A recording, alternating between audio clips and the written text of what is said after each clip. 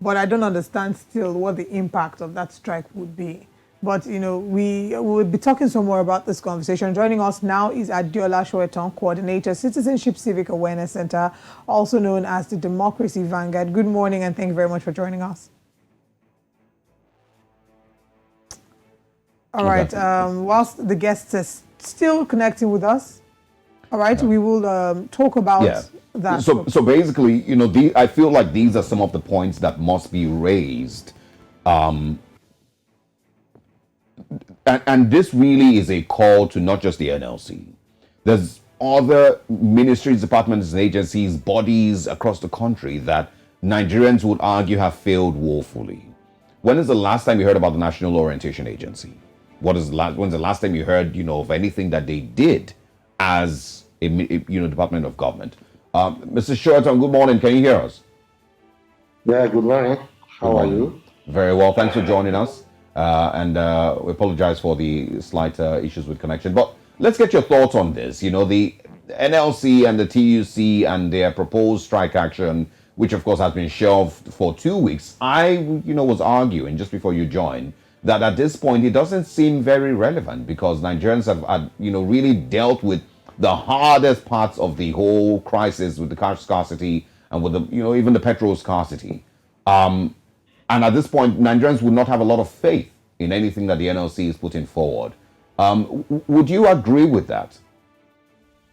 However, the experience of Nigerians in the past years with Waba-led leadership of us, they make us feel like that. But we should not make a mistake. There's a difference between leadership and, of course, the rank and file. And the rank and file workers, their interest and what they want should be our motivation, not really leadership. Because leadership depends on the ideology is pushing. Now we have a new leader in NLC, Ajero, who is an activist, a trade unionist, a leader of electric workers union before he became NLC president. His track record shows that it is most likely going to be different for Wahaba person. And with that, not discard struggle and leaders. If we do that, we are helping the ruling class to perpetuate its oppression and injustice against us. Struggle is fundamental. Struggle is very relevant, very necessary. It's like seeing a patient at the hospital because a doctor treats him badly, then the next doctor doesn't want to see him. That would be very wrong. Struggle is permanent. Struggle is our life as Nigerians, even as human beings, because to every revolution, there's always a counter-revolution, which also leads to further revolution. I feel that what NLC is calling for, excellent. There's no time that it's too late. I agree because of bad leadership. That is why we are into this. But you see, when Najero came, he gave a powerful speech that this naira crisis and fuel crisis should stop. And you can see that immediately CBN started reacting by waking from the slumber. And of course, calling out the strike now, I am not really, I don't like it. Even if it's going to be a warning strike, a warning protest, they should have gone ahead. Because when you plan a protest, and of course, Yoruba says, Bino Batoni Ori, they don't tell it, the more you have lies remaining in your head here, of course, blood will continue to be on your fingertip because you have to kill the lies. You see, this idea of calling off strike or calling off protest, to me, is not the best. You should have gone at least a day, or you should have gone to Zona if you think they are doing something. If you go on with the protest, you are going to tell them to do more even if they are doing so. And what are they really doing? Let me tell you my experience yesterday. As of yesterday, because I've concluded in myself that I will never, for whatever is what, I will never kill because it's so dehumanizing. And I will never buy money. But luckily for me, I have people who kill for me. So when they came back 2 days ago, they didn't get money. So I was left with just 500 naira yesterday. But luckily, those I went to buy and drink with them, they got transfer payment. So invariably, the thing is still there. The thing is still there. Banking system is about putting your money there and go back to take it anytime. You don't want to know what you are doing in the central bank. You are not bothered with what you are doing in your bank or commercial bank. All I want is to get my money. Go there, get the money out. The way I brought the money, let me get the money out. So it's not about writing off leadership of NLC. No, if you write them off, you are writing ourselves up too. When they say 1 kilometer, we should push them to 10 kilometers. If you write them off, we are going to enhance the capacity of the government to oppress.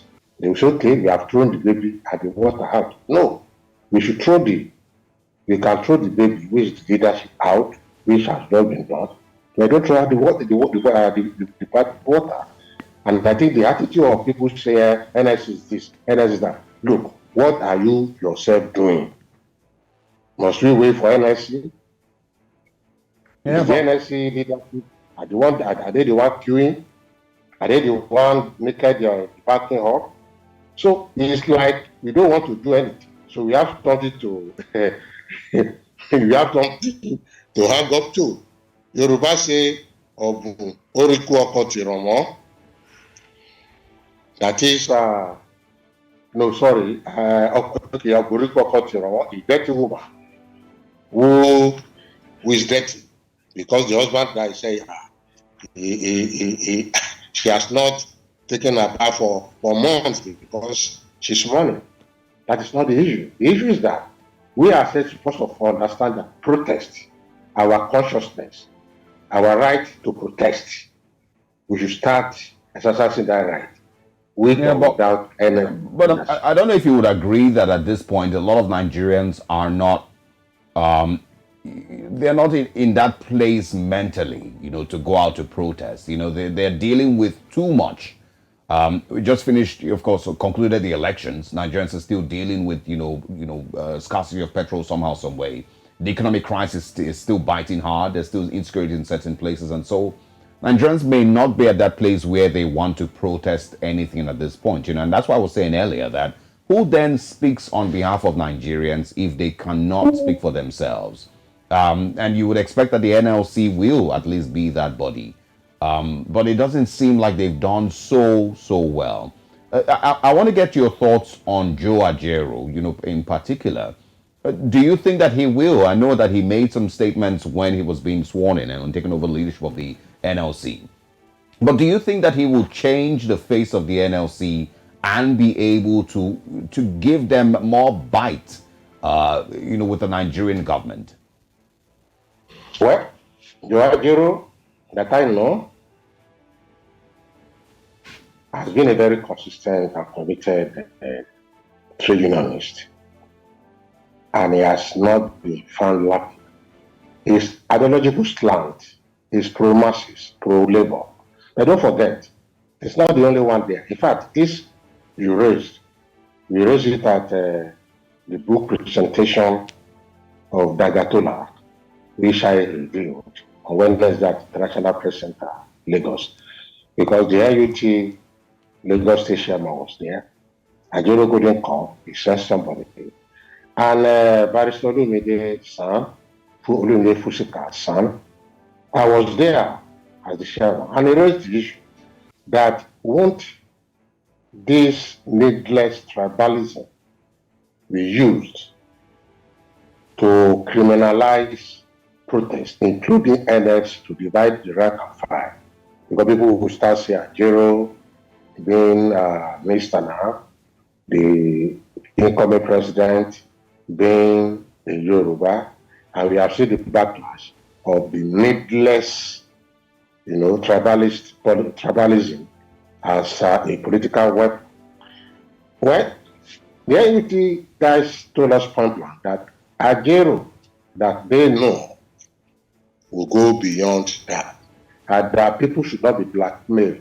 The NLC will not take tribal black, because what concerns everybody concerns everybody. We are serving our banks at the petrol station. No Yoruba man is spared. No Hausa Igbo man is spared. Hunger doesn't spare anybody. Poverty does not spare anybody. So in that wise, it builds on us as Nigerians to know that one thing that is fundamental, you must be able to protest. If you are in your house and your neighbor is oppressing you, you won't call NLC to come and do protest for you. You will fight it out. If your child is wrongly treated in school, you won't wait for NLC to come and iron it out of the school. If you are cheated in your workplace, you won't wait for NLC. So why at the same time we believe NLC, TUC, and many organizations, even including social rights organizations, JAV, DSM, ERC, and whatnot, can coordinate and lead. But at the same time, we should not go to bed and wait for machinery. Because what we are going to do, if care is not taken, is to be so lazy in claiming our right, asserting our right, thinking that there are some machinery somewhere that will go and come and fight for us, give us freedom, and go back home. No. Go and look at history of human rights, history of independence.